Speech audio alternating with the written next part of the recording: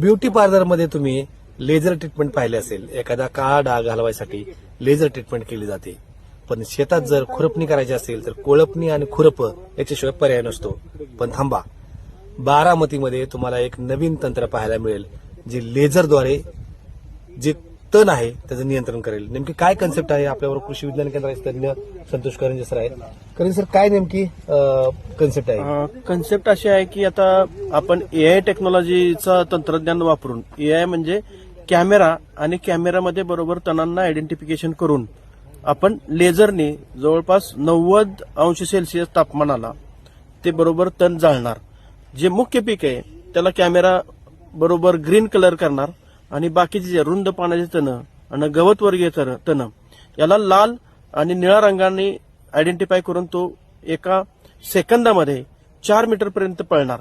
म्हणजे 4 मीटरचं अंतर कव्हर करून ते 4 मीटरच्या अंतरातली जी काही तण आहेत ती तण तेवढ्या सेकंदामध्ये जाळली जाणार.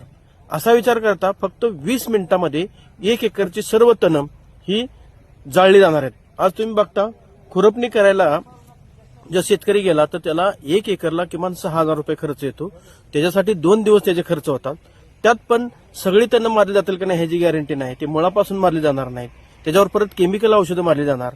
हे सर्व आपल्याला जर टाळायचं असेल तर कमीत कमी खर्चामध्ये आता हे लेझरद्वारे ऑटोमॅटिक चालणारा रोबोट तयार केला आहे. तो रिमोटवर ऑटोमॅटिक चालणार आणि 1 एकरातली सर्व तण पीक वगळता ऑटोमॅटिक जाळण्याचं काम हे हा रोबोट करणार आहे.